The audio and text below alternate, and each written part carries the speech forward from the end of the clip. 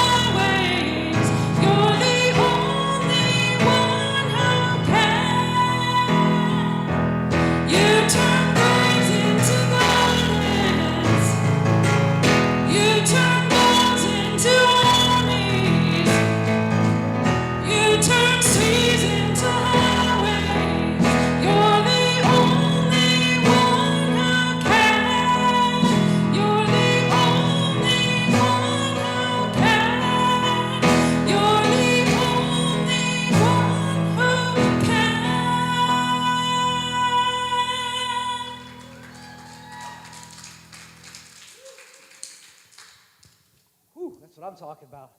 I'm all sweaty now back there. Whew. Whew. Good songs. They all talk about kind of what we're going to talk about tonight. Psalm 23, how many know that? I expected almost 100%, absolutely. Psalm 23. I'm just going to start off and I'm just going to read the psalm before I say anything. I'm just going to read it. And it goes like this. The Lord is my shepherd, I shall not want. He makes me lie down in green pastures. He leads me beside still waters. He restores my soul. He leads me in paths of righteousness for his name's sake. Even though I walk through the valley of the shadow of death, I will fear no evil. For you are with me. Your rod and your staff, they comfort me. You prepare a table before me in the presence of my enemies. You anoint my head with oil. My cup overflows. Surely goodness and mercy shall follow me all the days of my life, and I shall dwell in the house of the Lord forever. If I was to ask you to describe your relationship with God using any metaphor you wanted, you don't have to call it out, but how would you describe your relationship with God? What metaphor would you use? See, that's exactly what David is doing here in this 23rd Psalm, is he is using a metaphor to express his relationship with God. And not surprisingly, he uses that of a shepherd, because that is something that he would understand very deeply. You guys do know that's what David did when he was younger. He was the shepherd of his father's flock. So he understood the relationship of a shepherd to his sheep. So what we see here is, I personally have never raised any sheep. I've raised some chickens, but I think they're a little smarter than sheep. But I've never raised any sheep. So for me, I had to really look into this to understand what he was talking about. So before I go any farther, I'm going to talk about a shepherd real quick. Now, is there anybody here that raises sheep? No. There's somebody that raises alpacas here. They're smarter than sheep, right? Maybe a little? Now, understand, back in those days, a shepherd lived with the flock. He didn't leave the flock. He didn't get to go home at night and sleep in a nice, cozy bed. As a matter of fact, he would move the sheep into what's called the sheepfold, which was really just a rock wall built into a circle. And it only had one way in and one way out. And the shepherd, once the sheep were in the sheepfold, the shepherd would lay down and go to sleep in front of that entrance.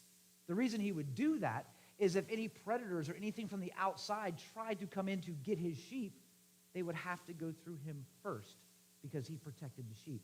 Another thing you need to know about a shepherd, which is not so glorious, but if they had a sheep that kept going off and getting lost and falling in crevices, which was kind of common, sheep do that. Just watch them. They'll walk off a cliff. But they would keep going and they would walk off. Well, that shepherd would eventually, after going to get this sheep so many times, it would take that sheep and it would break its leg. The shepherd would break its leg and he would put the sheep on his shoulders. And he would carry that sheep with him the entire time until that healed, taking care of its every need. You're like, wait a minute, why would he break its leg? He was teaching the sheep to hear his voice and to know that the shepherd would take care of his every need. The breaking of the leg symbolizes sometimes with us when God has to, give us a little spanking every now and then. But the beauty of the shepherd is he would put that sheep up and carry it on his shoulders. This sheep would stay with him the entire time until it was perfectly healed again. And then when he'd put that sheep down back in the flock, guess what? It would never leave his side. It would stay with him. It understood that this shepherd was my everything. He provides everything I need. So that gives you a little background on that. And what I want you to notice about the opening of this is that David opens this statement here, and he says, the Lord is my shepherd. He's opening up, he's saying it's personal. He's opening the 23rd Psalm with this personal, intimate relationship with Jesus. See, he says the Lord is my shepherd. He doesn't, see, that's important because he didn't make a doctrinal statement that says the Lord is a shepherd. And he didn't say the Lord is the shepherd. He made it personal. He said the Lord is my shepherd. My shepherd. And what's so beautiful about that is, and I think that's significant because one of the most powerful characteristics of God is the fact that he's personal. You ever think about that? Do you ever sit back and think that you can have a personal relationship with the creator of the universe? Personal. Not like, we understand family, right? Some of us, we grow up together and, we relate personal relationships with our family. But, even though sometimes we share DNA, that doesn't mean we have a personal relationship sometimes with each other. That's sad to say. Even though sons look a lot like their fathers, it doesn't always mean they have a personal relationship with each other. What he's saying here, he is saying that the Lord, the Creator, I have an intimate, personal relationship with him. And if you know anything about David, he had a pretty rough time. But I also think he was blessed to be able to, I said all the time, to lay out in the fields and look up at the sky and see everything that God created. I think that opened him up a little more to that more intimate. And he understood that this God, this shepherd that he's talking about, would provide everything he needs. Remember, we had talked about the ways he used to hide and stuff.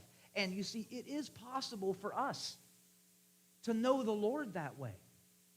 I hear all the time people say, oh, I know Jesus. I know Jesus. I know the Lord.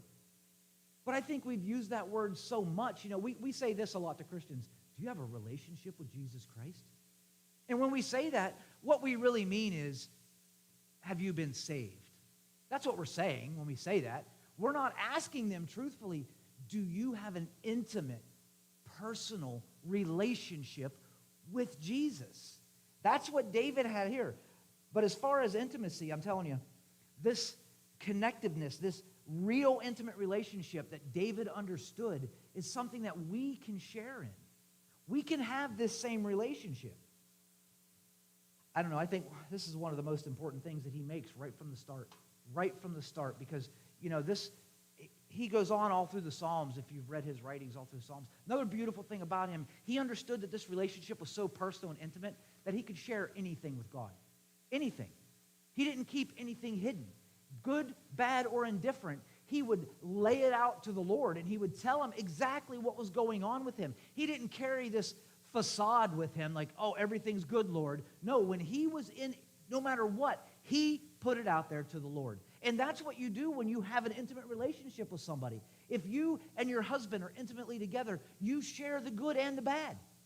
You share it with each other, and you both want to be shared with.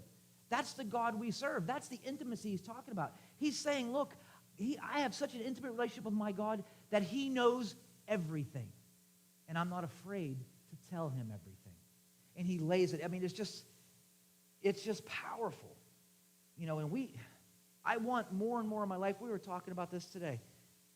I want that more and more in my life. But I want it more and more in the lives of Christians today. Because I think we've taken that, the Lord is my shepherd, and we have so cliched it that we've lost what it actually means. It means that he is your everything. You need nothing else. In a world today, how many Christians only rely on Jesus? Nobody raise your hands, but think about it. How many people only rely on Jesus? Or do you rely on what you see on the television, what you get from work, what you get from your friends, what you do down the store, what you do on the telephone, what your Facebook says, what your Twitter says, what your Instagram or your TikTok? Is that where you get all your stuff? Or do you get it from Jesus? David realized everything he ever could possibly need. The Lord is my shepherd. Even if the shepherd had to break his leg every now and then. Because he understood that wasn't out of anger. That was out of love and correction and intimacy. So that's the beginning. I mean, that's just the opening. I could probably do a whole sermon just on that opening statement. The Lord is my shepherd, I shall not want. We are going to talk about I shall not want. Because that doesn't mean I shall not want a brand new car. But it's sad in our human relationships that sometimes we don't even have that at home. Now, we don't even have that amongst ourselves. So if you don't understand or even have that at home, how can you understand what it means to have that kind of relationship with God? And I do get that. We hear that a lot. We see a lot of people that can't grasp the fact that he's a good father, so to say, the words of the song, because on earth they've never had a good father. And they hear the words good father, and they relate those words to what they have here. And just like now, what David is saying, he's my shepherd. He has learned that every situation he's in, the Lord is my shepherd, and I shall not want. It's just profound. It brings me great comfort to know that the God we serve is knowable. Think about it. Have you ever really thought about that? That the God we serve is knowable. We can know him in the way the Bible talks about that intimacy. We can know him. And that gives me great comfort. And you know what else gives me comfort? In our human relationships, it takes two people to have a relationship, right? So I'm going to use a broken family, for example, a mother and a father, or a father and a son. The son grows up all his life desiring to have that personal relationship with their father. But if the father doesn't desire that same thing, guess what? There's no intimacy, there's no relationship. And we see that today. But the great thing about God is that he does desire that with us. He wants us to have that intimate relationship with him. He desires it. But the sad thing is, do you desire it? David did. He desired, his every breath was to know God. And that's what the Lord is saying in the beginning. He wants to walk with us. I tell this to people all the time. When you're driving down the road, do you talk to Jesus? There's a lot of people in here that do. We do. Absolutely. Drive down the road, talk to Jesus. You talk to him like he's your friend. You talk to him like I can pour everything out to him and he's going to listen. And you know why we do that? Because we know he desires that. He wants that intimacy. And David understood that. And I tell everyone all the time, just think about that for one second. God can be personally known. Do we tell people that enough? Do we? We always say, hey, are you saved? Do you know Jesus? Do you know Jesus? Are you saved? Oh, yeah, I'm saved. I'm saved. And we leave it at that.